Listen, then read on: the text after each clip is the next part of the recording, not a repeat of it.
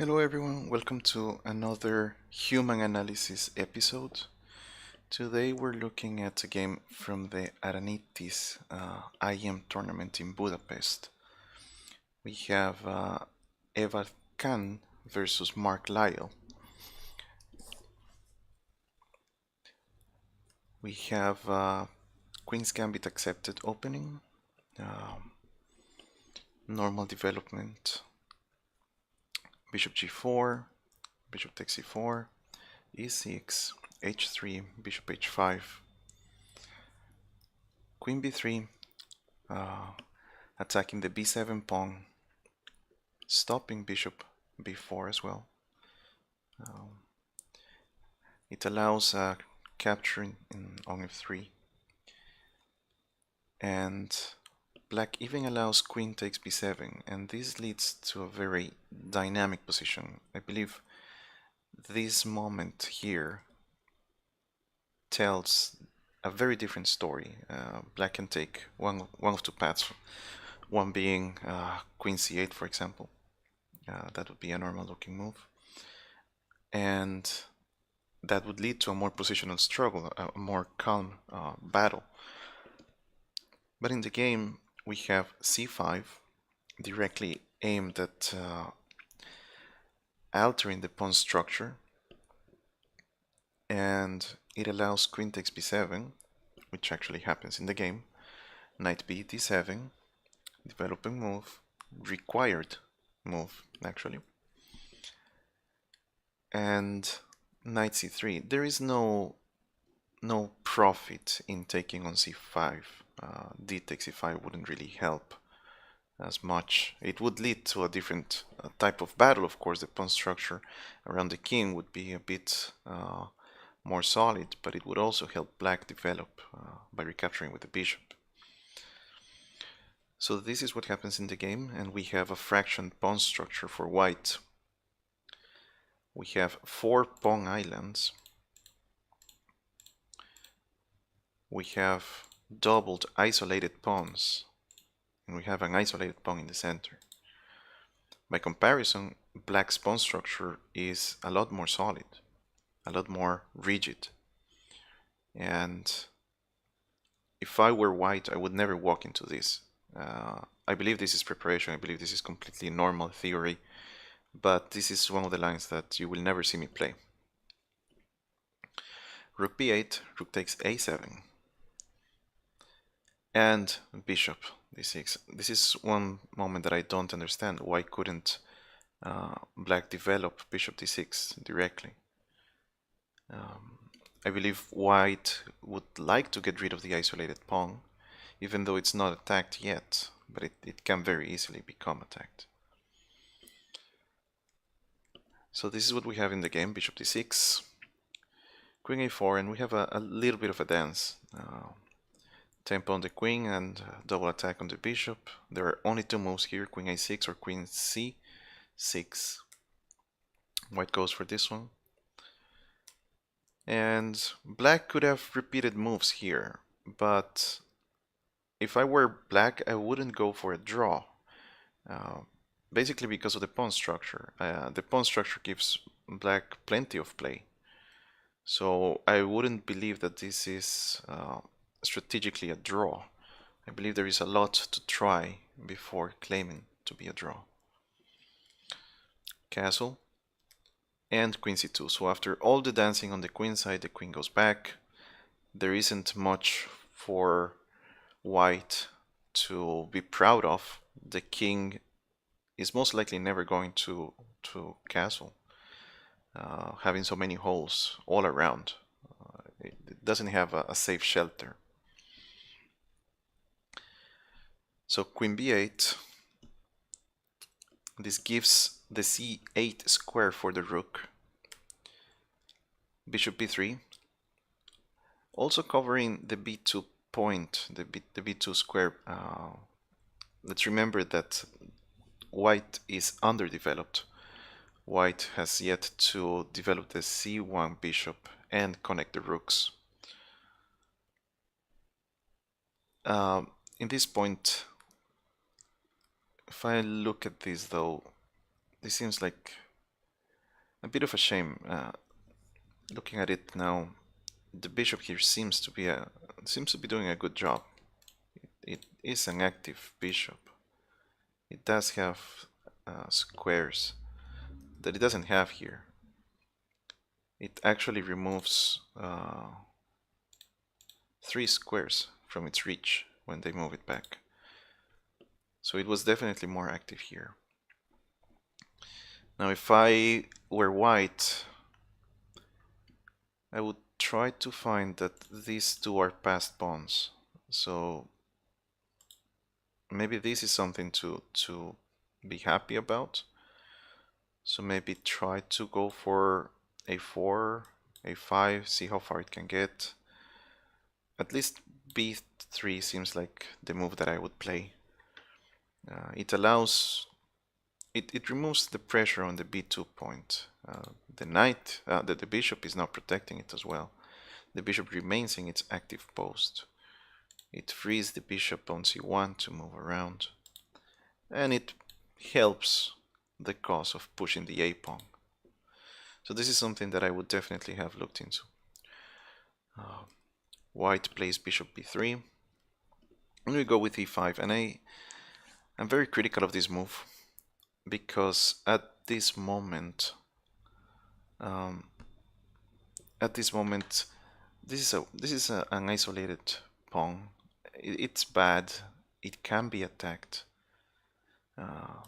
Simple move like this, for example, and black can very easily put pressure here. There are many things that can be tried to capture this pawn, and this is a central pawn. So being ahead in development, it might prove very useful. At the very least, rook fc8 is something that I would have at least heavily considered before pushing the e pawn. This pins the knight, poses a problem for development as well. So this is something that I don't know. I'm very critical of e5. I don't like this move, and maybe because there really isn't anything better. Maybe because white didn't plan for this, but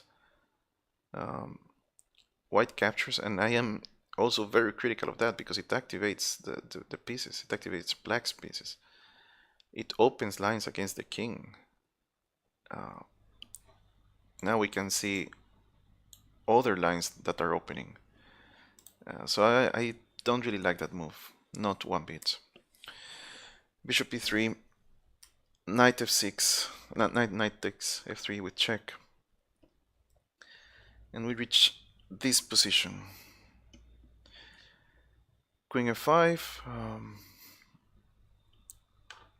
It seems, I don't know, it's not very clear to me how is white trying to develop, how is white trying to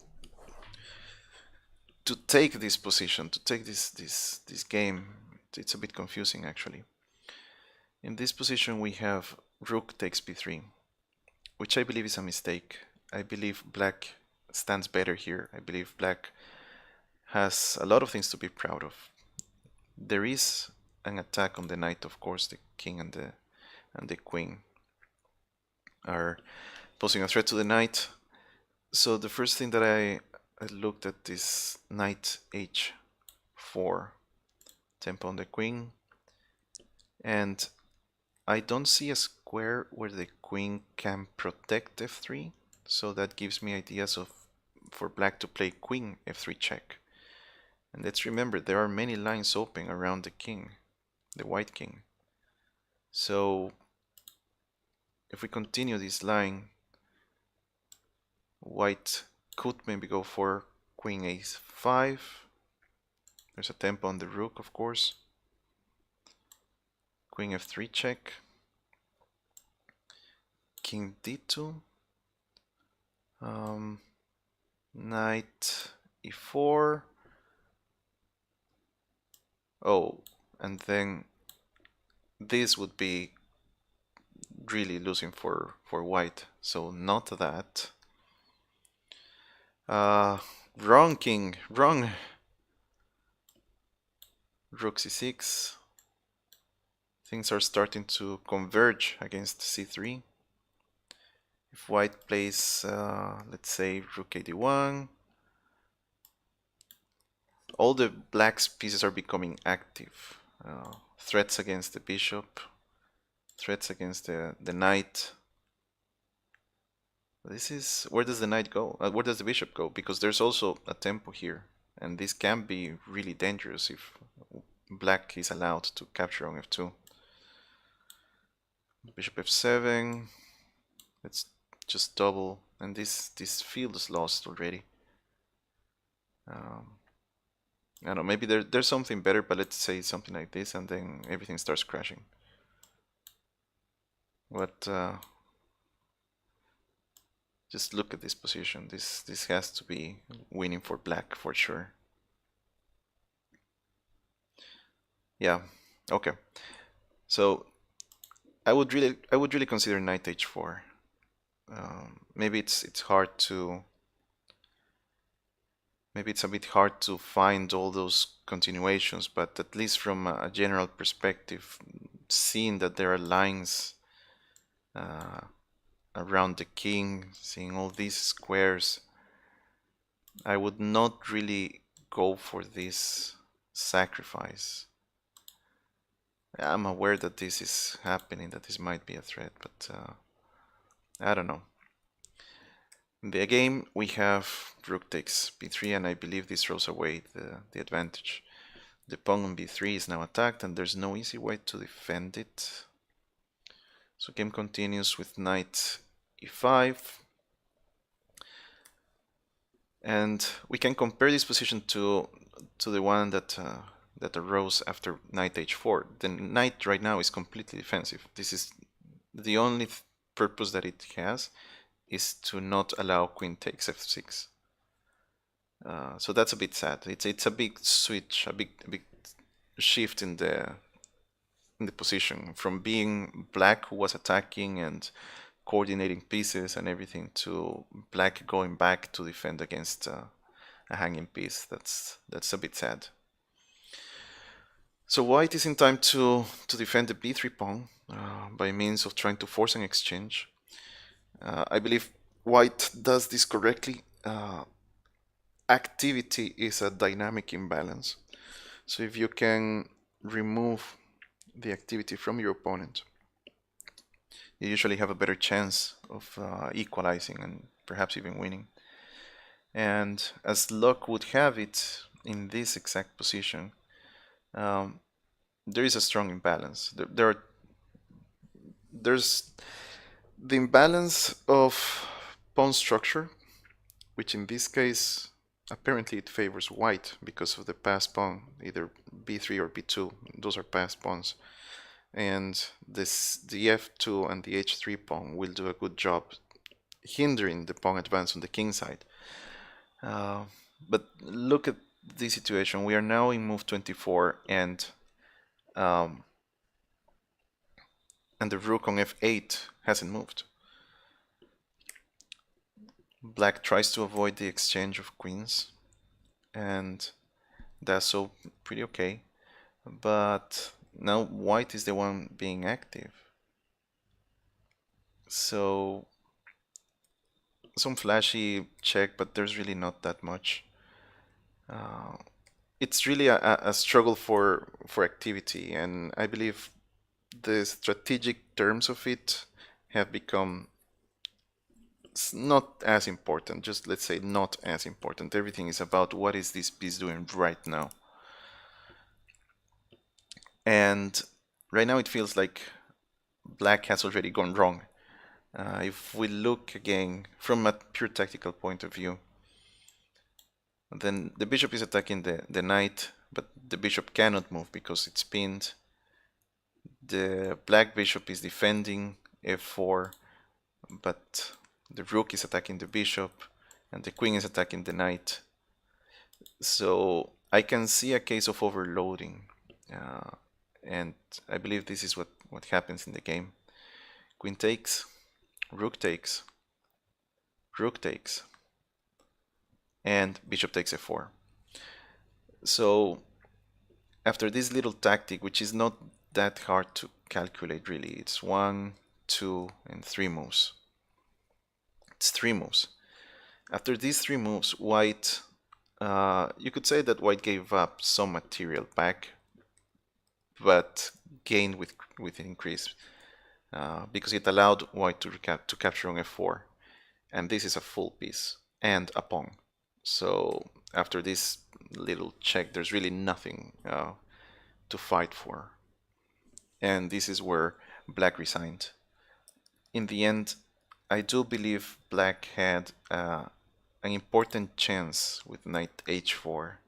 I believe this was a much better option than sacrificing.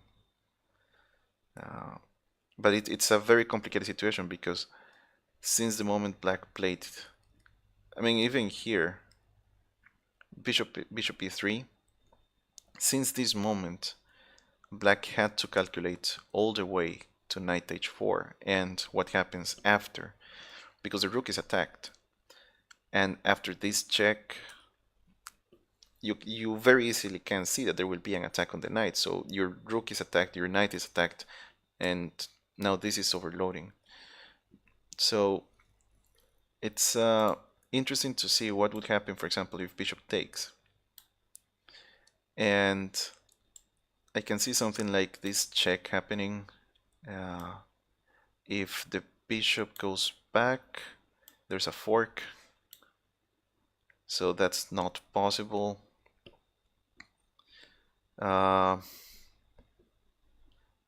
Let's see, queen d3 looks scary. Let's try queen d3. There's this check maybe. This check, bishop here. Oh, fork, yep. Go back.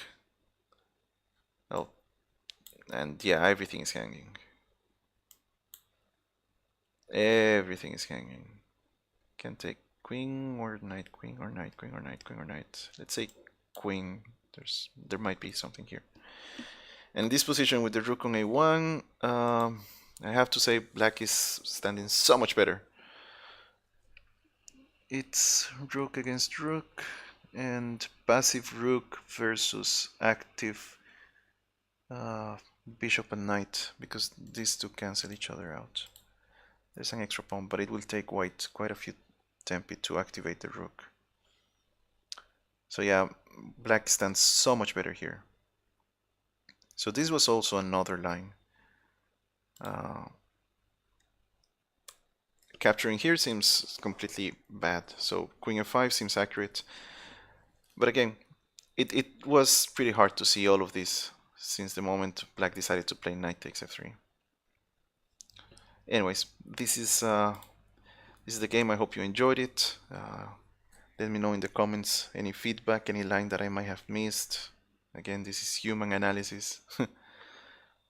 Thank you for watching. See you soon. Bye.